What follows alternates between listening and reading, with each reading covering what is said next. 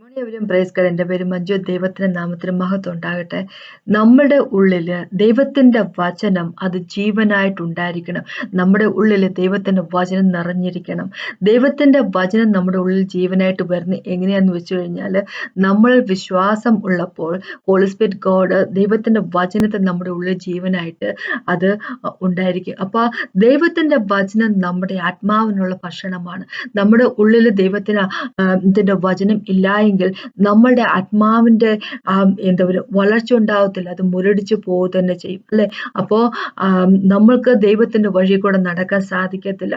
അവസാന കാലഘട്ടത്തിൽ നടക്കാൻ പോകുന്ന കാര്യത്തെപ്പറ്റി നമ്മുടെ പിതാവ് നമ്മളോട് ഓൾറെഡി പറഞ്ഞു കഴിഞ്ഞു, അല്ലെ?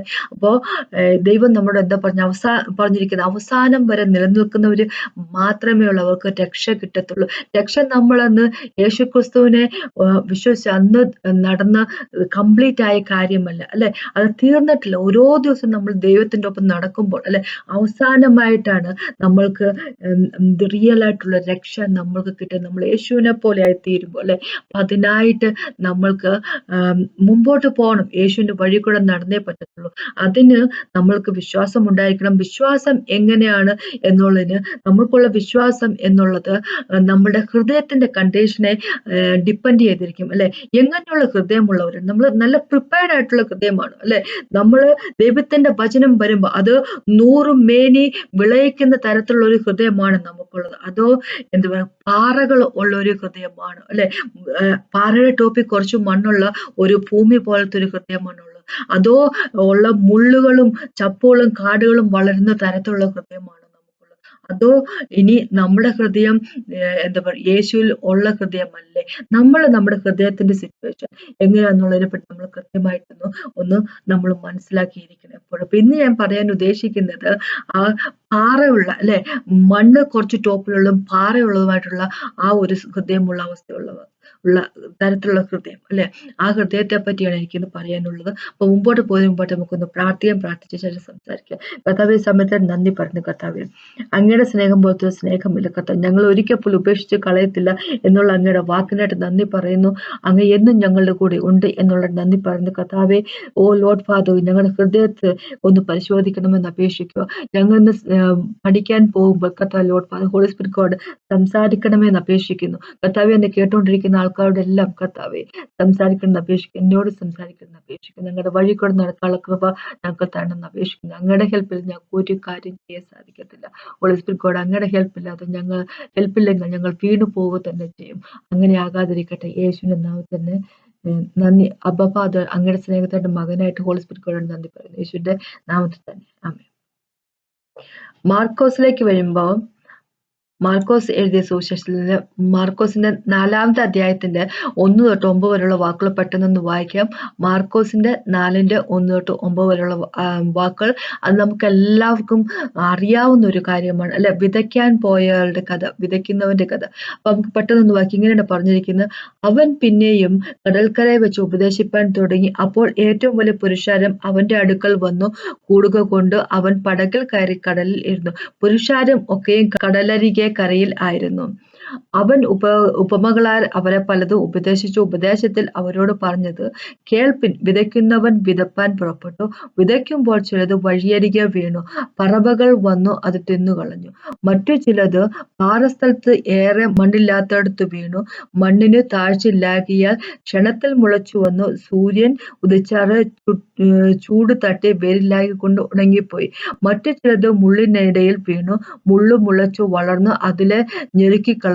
അത് വിളഞ്ഞതുമില്ല. മറ്റു ചിലത് നല്ല മണ്ണിൽ വീണിട്ട് മുളച്ചു വളർന്നു ഫലം കൊടുത്തു. 30, 60, 100 മേനി വിളഞ്ഞു. കേൾപ്പാൻ ചെവിയുള്ളവർ കേൾക്കട്ടെ എന്ന് പറഞ്ഞു. അപ്പൊ കേൾക്കാൻ ചെവിയുള്ളവരെ പറ്റിയാണ് ദൈവം പറഞ്ഞിരിക്കുന്നത്, അല്ലെ? കേൾക്കാൻ ചെവിയുള്ളവരോടാണ് ദൈവം പറയുന്നത്.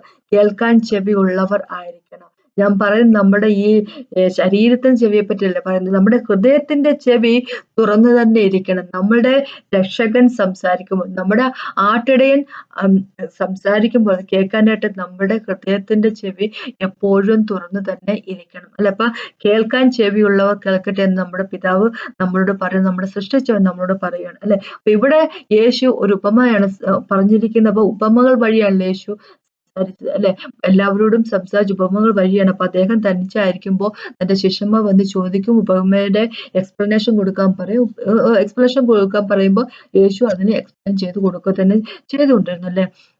ഇന്നും നമ്മൾക്ക് അറിയത്തില്ലാത്ത കാര്യത്തെപ്പറ്റി നമ്മുടെ ദൈവത്തോട് നമുക്ക് ചോദിക്കാം.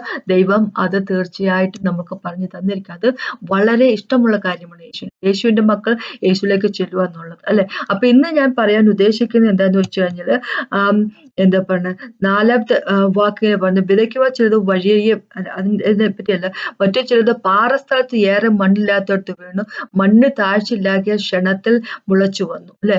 ആ ഒരു മണ്ണിനെ പറ്റിയാണ് പറയാനുള്ളത്. അപ്പൊ നമുക്കറിയാം 13 തൊട്ടുള്ള വാക്കുകൾ അങ്ങ് വായിക്കുമ്പോൾ യേശു ഇതിന്റെ എക്സ്പ്ലനേഷൻ കൊടുക്കുന്നുണ്ട് അല്ലെ. ഹൃദയങ്ങളെ പറ്റിയാണല്ലോ യേശു ഇവിടെ പറഞ്ഞിരിക്കുന്നത് അല്ലെ.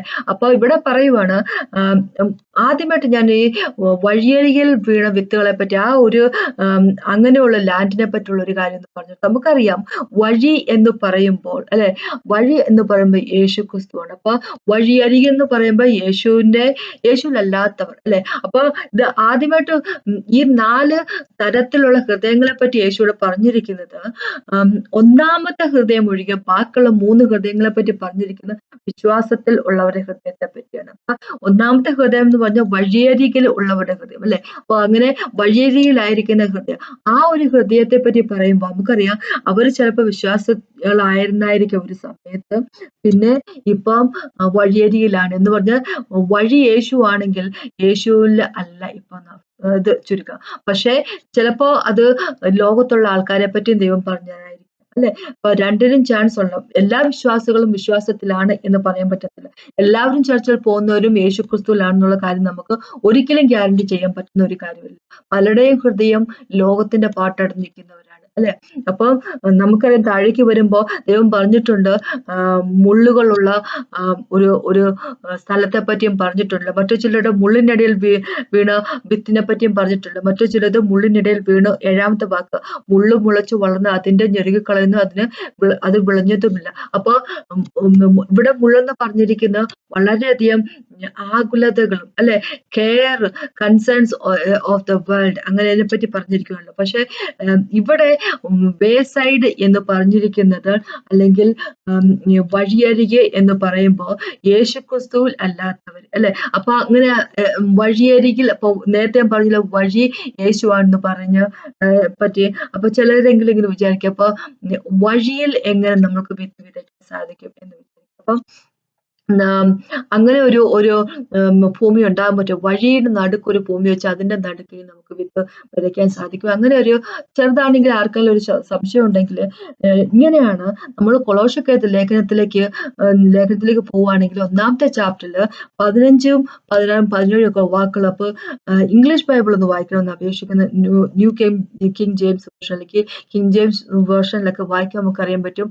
ഇങ്ങനെ പറഞ്ഞിരിക്കുന്നത്, 17ാമത്തെ വാക്ക് ഇങ്ങനെ പറഞ്ഞിരിക്കുന്നത്, യേശു ക്രിസ്തു തന്റെ കൈകളിലാണ്, ഹി ഹോൾഡ്സ് എവറിത്തിങ് ടുഗദർ. യേശു ക്രിസ്തുവാണ്, യേശുവിലാണ് എല്ലാം കൺസിസ്റ്റ് ചെയ്തിരിക്കുന്നത്. എല്ലാത്തിനെയും എന്താ പറയുക, യേശുവിന്റെ കൈകളിലാണ്, യേശുവാണ് എല്ലാത്തിനെയും ഹോൾഡ് ചെയ്തിരിക്കുന്നത്. എന്ന് വെച്ച് കഴിഞ്ഞാൽ എല്ലാത്തിനെന്ന് പറയുമ്പോൾ നമ്മൾ കാണുന്ന സകലതും അല്ലെ, ഭൂമിയും ആകാശവും എന്താ പറയുക, സൃഷ്ടിക്കപ്പെട്ടിരിക്കുന്ന സകലതും യേശുവിലാണ് അല്ലെ.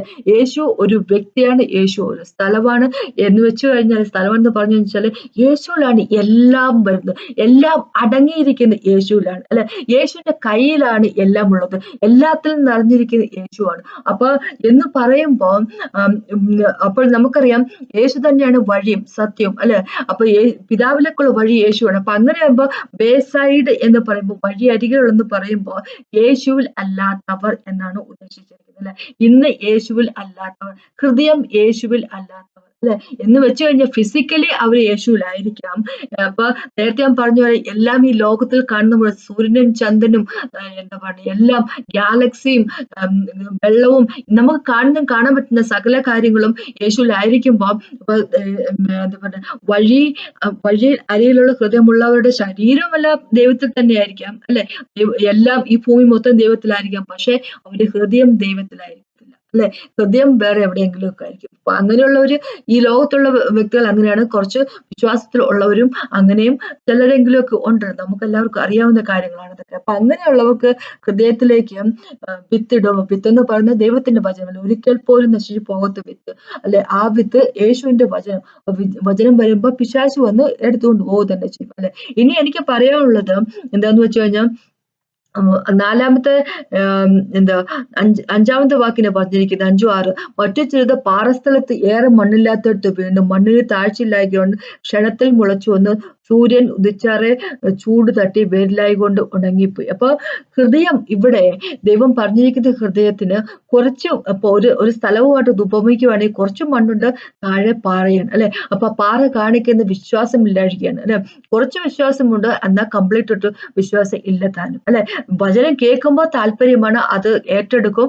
പക്ഷെ മുമ്പോട്ട് വരുമ്പോഴേക്കും ഇച്ചിരി കഷ്ടങ്ങൾ ഒക്കെ വരുമ്പോ അത് അങ്ങോട്ട് എന്താ പറയാ, അതിന് ഉറപ്പില്ല, അത് വളരത്തില്ല, വചനത്തിന് വളരാൻ സാധിക്കാത്ത ഒരു അവസ്ഥ അല്ലെ? കാരണം ഹൃദയത്തിന്റെ ഉള്ളില് എന്താ പറയാ, വിശ്വാസം എന്നുള്ളത് ഒരു പരിധിക്ക് അപ്പുറത്തേക്ക് ഇല്ല എന്നാണ് ചുരുക്കം. അപ്പൊ വിശ്വാസം എന്നുള്ളത് നമ്മൾക്ക് ഇല്ല എങ്കിൽ നമ്മൾക്ക് ദൈവത്തിന്റെ കിങ്ഡത്തിലായിരിക്കാൻ സാധിക്കത്തില്ല അല്ലെ? വിശ്വാസം എന്നുള്ള ലാംഗ്വേജ് ആണ് നമ്മൾ ദൈവവുമായിട്ട് കമ്മ്യൂണിക്കേറ്റ് ചെയ്യാൻ ഉപയോഗിക്കേണ്ടത് അല്ലെ? ദൈവം നമ്മളോട് സംസാരിക്കുന്ന ലാംഗ്വേജ് എന്ന് പറയുമ്പോൾ, ഭാഷ എന്ന് പറയുമ്പോൾ സ്നേഹത്തിന്റെ ഭാഷയാണ്.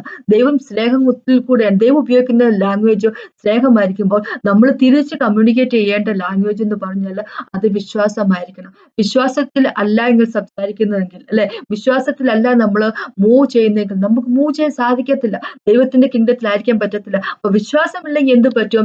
നമ്മളുടെ കാര്യങ്ങൾ നടന്നു പോകത്തില്ല എന്ന് മാത്രമാണോ അല്ലെ?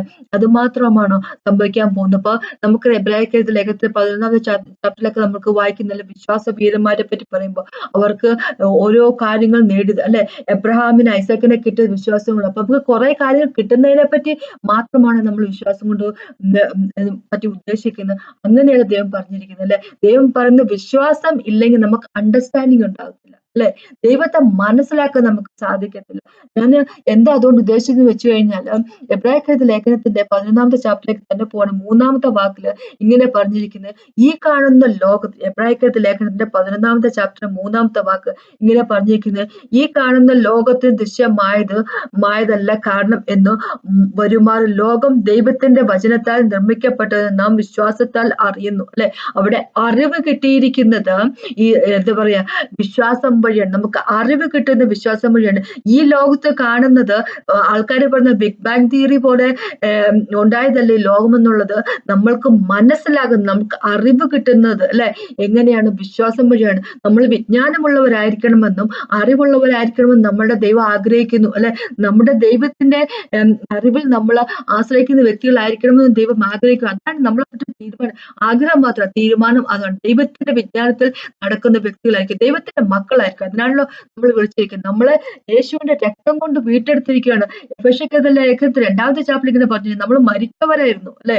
നമ്മുടെ പാപത്തിൽ മരിച്ചവരായിരുന്നു, നമ്മുടെ ട്രെസ്പാസിൽ മരിച്ചവരായിരുന്നു. ആ മരിച്ചിരുന്ന വ്യക്തികളെ യേശുവിനോടൊപ്പം തന്നെ ഉയർത്തെഴുന്നേൽപ്പിച്ചിരിക്കുകയാണ്. ഇന്ന് ഹെവൻലി റിലംസിലാണ് നമുക്ക് ഇരിക്കുന്നത്. നമ്മുടെ ശരീരത്തെ പറ്റിയാണ് പറയുന്നത്. നമ്മുടെ പുതുതായിട്ട് സൃഷ്ടിച്ച ഇന്നർമോസ്റ്റ് അല്ലെ ബീയിങ് എന്ന് വെച്ചാൽ നമ്മുടെ ആ ആത്മാവ് നമുക്ക് പുതിയമായിട്ട് സൃഷ്ടിച്ചിരിക്കുന്ന വ്യക്തി നമ്മുടെ ഉള്ളിലുള്ളത് അല്ലെ?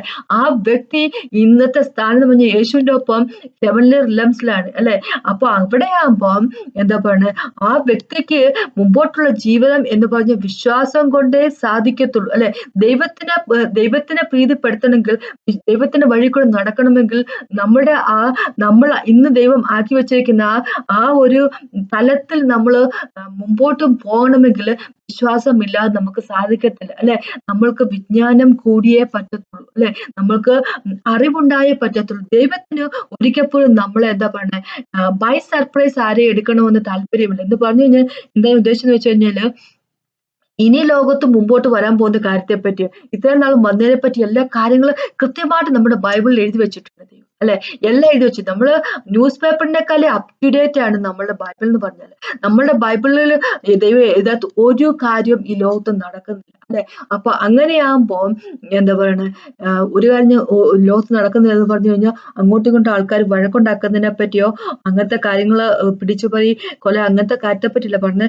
ദൈവം അതിനെപ്പറ്റി പറഞ്ഞിട്ടുണ്ട്. അവസാന കാലമാകുമ്പോ നോവയുടെ സമയം പോലെ ആയിരിക്കും ലോകം എന്ന് പറഞ്ഞിട്ടുണ്ട്, അല്ലെ? അപ്പൊ എല്ലാത്തിനെ പറ്റി ദൈവം നമ്മൾക്ക് ഓൾറെഡി അണ്ടർസ്റ്റാൻഡിങ് തന്നിട്ടുണ്ട്. അപ്പൊ നമുക്കറിയാം മത്തായി എഴുതിയ സുവിശേഷത്തിൽ പോകുമ്പോ 24ാമത്തെ ചാപ്റ്ററിലൊക്കെ നമുക്ക് ഒന്നും അങ്ങ് വായിച്ചാൽ നമുക്ക് അറിയാൻ പറ്റില്ല. അപ്പൊ നമ്മുടെ ദൈവം തന്നെ പറഞ്ഞിരിക്കും അവസാനത്തെ കാലം എങ്ങനെയായിരിക്കും എന്നുള്ളത്, അല്ലെ? അപ്പൊ അവിടെ 13ാമത്തെ വാക്ക് ഇങ്ങനെ പറഞ്ഞിരിക്കുന്നത്, മത്തായിന്റെ 24:13 ഇങ്ങനെ പറഞ്ഞിരിക്കുന്നത്, എന്നാൽ അവസാനത്തോളം സഹിച്ചു നിൽക്കുന്നവർ രക്ഷിക്കപ്പെടും, അല്ലെ? അപ്പൊ അവസാനത്തോളം സഹിച്ചു നിൽക്കണമെങ്കിൽ അവനെപ്പറ്റി, യേശുവിനെ പറ്റി അറിവുണ്ടായിരിക്കണം, അല്ലെ? അവനെപ്പറ്റി അറിവില്ല എങ്കിൽ നമ്മൾ എങ്ങനെ പിടിച്ചു നിൽക്കും? അതൊന്നും മനസ്സിലാക്കുക. അറിവ് ഉണ്ടാകുന്ന വിശ്വാസം വഴിയാണ്. നമ്മളിപ്പോ എബ്രായർക്കെതിരെ ലേഖനത്തിൽ 11ാമത്തെ ചാപ്റ്ററിൽ 3ാമത്തെ വാക്ക് നമ്മൾ മനസ്സിലാക്കിയത്, അറിവ് വരുന്നത് വിശ്വാസം വഴിയാണ്. അപ്പൊ നമുക്ക് വിശ്വാസമില്ലെങ്കിൽ നമ്മുടെ ഹൃദയം ആ കല്ല് പോലെ താഴെ ആദ്യം മോളത്തെ ലെയറിൽ കുറച്ച് മണ്ണുണ്ട്, താഴെ കല്ല് പോലത്തെ ഹൃദയമുള്ള വ്യക്തികളാണെങ്കിൽ എങ്ങനെ നമ്മൾ പിടിച്ചു നിൽക്കും, അല്ലെ? അപ്പൊ നമുക്കറിയാം ദൈവം ഒരുപാട് കാര്യങ്ങൾ മത്തായി 24 പറഞ്ഞിരിക്കുക.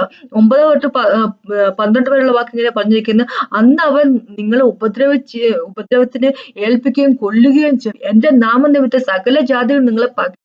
അതാണ് നമ്മൾ ഇന്ന് കാണുന്നത്. ക്രിസ്ത്യാനികൾ എന്ന് പറഞ്ഞു കഴിഞ്ഞാൽ ഈ ലോകത്തിലുള്ള ഏറ്റവും വെറുക്കപ്പെട്ട വ്യക്തി എന്നുള്ള രീതിയിലാണ് ആൾക്കാര് പെരുമാറിക്കൊണ്ടിരിക്കുന്നത്, അല്ലെ? നമ്മുടെ ദൈവത്തെ കുറ്റപ്പെടുത്താൻ, നമ്മുടെ ദൈവം യേശുക്രിസ്തു ദൈവമല്ലെന്ന് വരുത്തി തീർക്കാനുള്ള ഒരു തത്രപ്പാടാണ് നമ്മൾ ഇന്ന് സൊസൈറ്റിയിൽ കാണുന്നത്, അല്ലെ?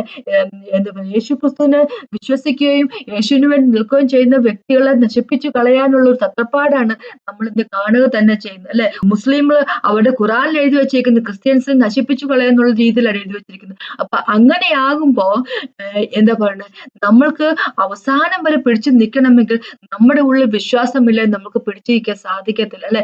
വിശ്വാസമുണ്ടെങ്കിൽ മാത്രമേ പിടിച്ചു നിൽക്കാൻ സാധിക്കത്തുള്ളൂ. നമ്മുടെ ഹൃദയത്തിന്റെ അവസ്ഥ എന്താണോ അതനുസരിച്ചായിരിക്കും നമ്മുടെ മുമ്പോട്ടുള്ള പോക്ക് എന്ന് ചോദിക്കും, അല്ലെ? ഹൃദയത്തില് എന്താ പറയുക, നേരത്തെ പറഞ്ഞ പോലെ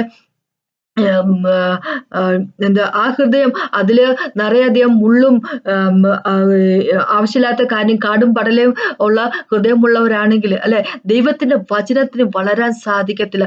ദൈവത്തിന്റെ വചനത്തിന് അതിന് ആവശ്യമുള്ള ഉദ്ദേശിച്ച കാര്യം ദൈവത്തിന് ചെയ്യാൻ സാധിക്കത്തില്ല, അല്ലെ? അപ്പോ ഇങ്ങനെ കല്ലും കട്ടയുമുള്ള ഹൃദയമുള്ളവരാണെങ്കിലും അങ്ങ് ദൈവം ഉദ്ദേശിച്ച വഴിക്കുള്ള നമ്മളെ മുമ്പോട്ട് കൊണ്ടുപോകാൻ സാധിക്കത്തില്ല എന്ന് ചുരുക്കം, അല്ലെ? അപ്പൊ അങ്ങനെയുള്ളവര് അവസാനത്തെ കാലത്ത് വരെ സഹിച്ച് പിടിച്ചു നിൽക്കാൻ നമ്മൾക്ക് സാധിക്കത്തില്ല. ഇനി മുമ്പോട്ടുള്ള കാലങ്ങള് വളരെയധികം തീഷ്ണതയുള്ള കാലങ്ങൾ വരാൻ പോകുന്നത്, അത് നമ്മൾ ഒരിക്കൽ പോലും മറക്കരുത്. അപ്പൊ ഇതിപ്പോ യേശുക്രിസ്തു ഇവിടെ പറഞ്ഞിരിക്കുന്ന മത്തായി 24 പറഞ്ഞിരിക്കുന്നത് ഈ ലോകത്തിൽ ജനറലി നടക്കുന്ന കാര്യത്തെ പറ്റിയാണെങ്കിൽ, അല്ലെ? വിശ്വാസികളെ പറ്റി പറഞ്ഞിട്ടുണ്ട്, പല എന്താ പറയാ കള്ളപ്രവാചകന്മാർ വരും, അധർമ്മം പെരുകുന്നതുകൊണ്ട് അനേകരുടെ സ്നേഹം തണുത്തു പോകും എന്നെല്ലാം പറഞ്ഞിട്ടുണ്ടെങ്കിൽ പോലും നമ്മൾ തിമോത്തിയോസിൽ 2ാമത്തെ തിമോത്തിയോസിലേക്ക് നമ്മൾ പോകുമ്പോൾ നമുക്ക് കാണാൻ പറ്റും.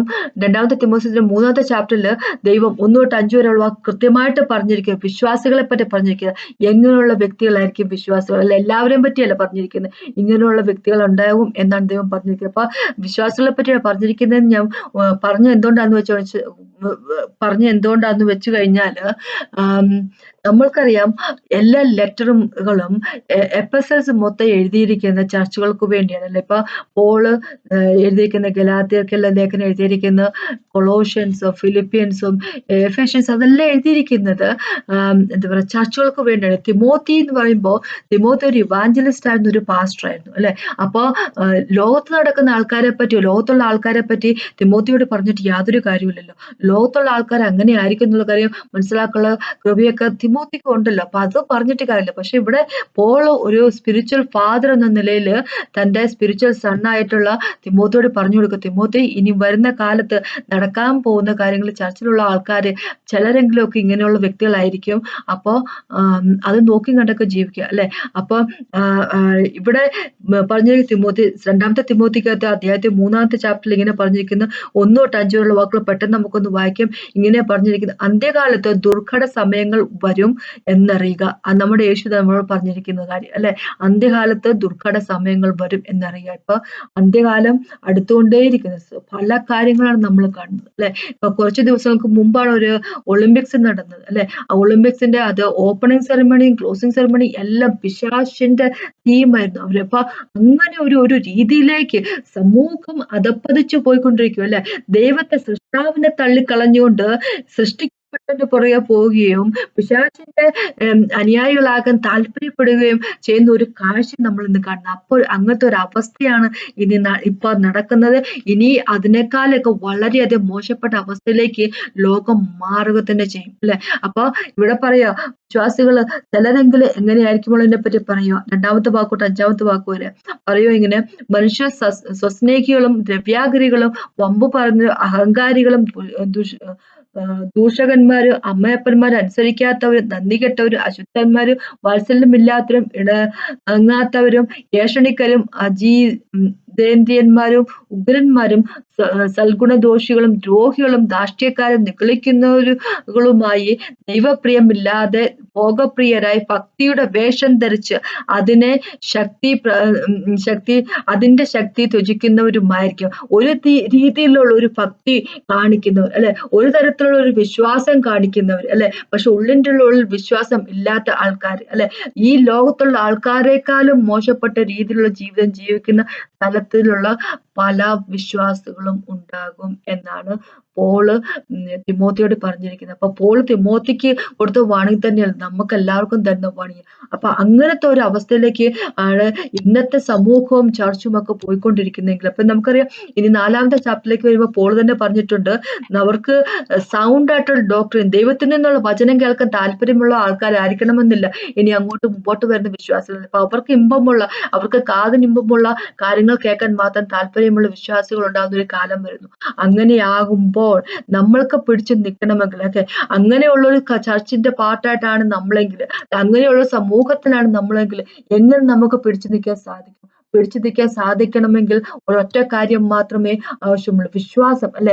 ദൈവം തന്റെ വചനം നമ്മുടെ ഉള്ളിലേക്ക് കൊണ്ടുവരുമ്പോൾ ഹോളി സ്പിരിറ്റ് ഗോഡ് അത് ജീവനാക്കി മാറ്റണമെങ്കിൽ ആ ജീവൻ എന്താ പറയുക, ഹോളി സ്പിരിറ്റ് ഗോഡിന് വർക്ക് ചെയ്യണം. നമ്മുടെ ഹൃദയം പ്രിപ്പയർഡ് ആയിരിക്കണം, അവിടെ ഫെയ്ത്ത് ഉണ്ടായിരിക്കും, വിശ്വാസം ഉണ്ടായിരിക്കണം അല്ലെ. കൊലോസ്യക്കത്തെ ലേഖനത്തിൽ നമ്മളോട് ഇങ്ങനെ പറഞ്ഞിരിക്കുന്നത്, ദൈവം 2ാമത്തെ ചാപ്റ്ററിലേക്ക് പോകുമ്പോൾ 6-7 വാക്കുകളൊക്കെ പറഞ്ഞിരിക്കുക ഇങ്ങനെ: നിങ്ങൾ എസ്റ്റാബ്ലിഷ് ആയിരിക്കും, നമ്മൾ വളരെയധികം എന്താ പറയുക യേശുവിൽ റൂട്ടഡ് ആയിരിക്കണം അല്ലെ, നിങ്ങൾ എസ്റ്റാബ്ലിഷ്ഡ് ആയിരിക്കണം യേശുവിൽ, നിങ്ങൾ ബിൽഡപ്പ് ചെയ്തിരിക്കുന്നവരായിരിക്കണം യേശുവിൽ.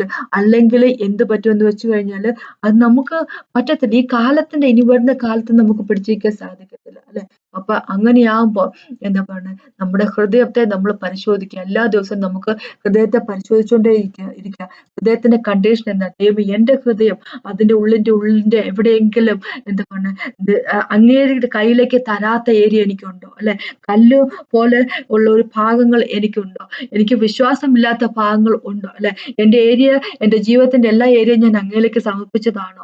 അപ്പൊ അതിനെപ്പറ്റി നമ്മൾ എന്നും എന്താ പറയുക എക്സാമിൻ ചെയ്തുകൊണ്ടിരിക്കുക, നമ്മുടെ ഹൃദയത്തെ എക്സാമിൻ ചെയ്തുകൊണ്ടിരിക്കുക. ഈ ഹൃദയം യേശുവിലല്ല എങ്കിൽ നമ്മൾ പോലും അറിയാതെ വിശ്വാസമില്ലാഴിക എവിടെയെങ്കിലും ഉണ്ടെങ്കിൽ നമ്മൾ പരാജയപ്പെട്ടു പോകുക തന്നെ ചെയ്യും. അപ്പൊ അങ്ങനെ നമ്മൾ പരാജയപ്പെട്ടു പോകണമെന്ന് ദൈവത്തിന് താല്പര്യമില്ല അല്ലെ. അതുകൊണ്ടാണ് നമ്മുടെ ദൈവം നമ്മൾക്ക് വേണ്ടി ദൈവത്തിന്റെ വചനം നമുക്ക് തന്നിരിക്കുന്നത്. വിശ്വസിക്കുക, വിശ്വാസമില്ലാതെ നമുക്ക് മുമ്പോട്ട് പോകാൻ സാധിക്കത്തില്ല. വിശ്വാസമില്ലാതെ നമുക്ക് ലോകത്തെ ഓവർകം ചെയ്യാൻ സാധിക്കും. നമ്മളോട് ഇങ്ങനെയല്ലേ പറഞ്ഞിരിക്കുന്നത്, ലോകത്തെ ഓവർകം ചെയ്തിരിക്കുന്നത് 1-ാമത്തെ ജോണിൽ അല്ലെ, യോഹന്നാൻ എഴുതിയ ലേഖനത്തിൽ ഇങ്ങനെയാ പറഞ്ഞിരിക്കുന്നത് അല്ലെ. 1-ാമത്തെ ജോണിന്റെ 5-ാമത്തെ ചാപ്റ്ററിന്റെ 4-ാമത്തെ വാക്കിനെ പറഞ്ഞിരിക്കുന്നത്, ഈ ലോകത്തെ ഓവർകം ചെയ്യും, ദൈവത്തിൽ നിന്ന് വന്നിരിക്കുന്നതെല്ലാം ലോകത്തെ അതിജീവിക്കുക തന്നെ ചെയ്യും. പക്ഷെ അങ്ങനെ അതിജീവിക്കുന്ന എന്താ ആ വിക്ടറി എന്താന്ന് വെച്ചാൽ നമ്മുടെ വിശ്വാസമാണ് അല്ലെ. അപ്പോൾ വിശ്വാസമില്ലെങ്കിൽ ഈ ലോകത്തെയോ ലോകത്തിന്റെ നാഥനായിരിക്കുന്ന പിശാചിനോ നമുക്ക് അതിജീവിക്കാൻ സാധിക്കത്തില്ല, നമ്മൾ വീണ്ടും പോകുക തന്നെ ചെയ്യുമ്പോൾ വിശ്വാസം ഉണ്ടായിരിക്കട്ടെ. നമ്മുടെ ഹൃദയത്തിന്റെ കണ്ടീഷൻ എന്താണെന്ന് എന്നും പരിശോധിച്ചുകൊണ്ടേയിരിക്കും അല്ലെ. വിശ്വാസമില്ലെങ്കിൽ ദൈവത്തോട് ക്ഷമിച്ചു ചെല്ലുക, ദൈവം തരും, നമുക്ക് വിശ്വാസം തരും. നമ്മുടെ ദൈവം നമ്മളെ ഉപേക്ഷിച്ച് കളയത്തില്ല. ആശ്രയിക്കുന്നവൻ ഉപേക്ഷിച്ച് കളയുന്നവനല്ല നമ്മുടെ ദൈവം അല്ലെ. ഇങ്ങനെ പറഞ്ഞ ദൈവമേ എനിക്ക് വിശ്വാസമില്ല, എന്നെ ഒന്ന് ഹെൽപ്പ് ചെയ്യണമേ എന്ന് പറയുമ്പോൾ അല്ലെ, ഹെൽപ്പ് മീ ലോർഡ് എന്ന് പറയുമ്പോൾ ഹെൽപ്പ് ചെയ്യാൻ മനസ്സുള്ളവരാണ് നമ്മുടെ ദൈവം, അല്ലെ? അപ്പൊ അതിനെപ്പറ്റിയാണ് എനിക്ക് പറയാനുള്ള. അപ്പൊ കൊണ്ട് പ്രാർത്ഥിക്കുന്നത്. കർത്താവെ, സമയത്തിന് നന്ദി പറഞ്ഞു കർത്താവെ. ലോർഡ് ഗോഡ് ഓൾമൈറ്റി ഫാദർ, ഞങ്ങളുടെ ഹൃദയത്തിലേക്ക് വേണമെന്ന് അപേക്ഷിക്കുന്നു. ഒന്ന് എക്സാമിൻ ചെയ്യണമെന്ന് അപേക്ഷിക്കുന്നു കർത്താവ്. ലോർഡ് ഫാദർ ഗോഡ്, തെറ്റുകളും കുറ്റങ്ങളും ഉണ്ടെങ്കിൽ അതൊക്കെ എടുത്ത് മാറ്റിക്കളെന്ന് അപേക്ഷിക്കുന്നു. ക്ഷമിക്കണമെന്ന് അപേക്ഷിക്കുന്നു. കൂടെ ഉണ്ടായിരിക്കുമെന്നുള്ളതിനകത്ത് എന്നും നന്ദി പറയുന്നു കർത്താവ്. ലോർഡ് ഫാദർ ഗോഡ്, വിശ്വാസത്തോടുകൂടി മുമ്പോട്ട് പോകാൻ കൃപ തന്നെന്ന് അപേക്ഷിക്കുന്നു യേശുവിന്റെ നാമത്തിൽ. ആമേൻ. ഇന്ന് കേട്ട നന്ദി. ദൈവത്തിന്റെ നാമത്തിൽ മഹത്വം ഉണ്ടാകട്ടെ.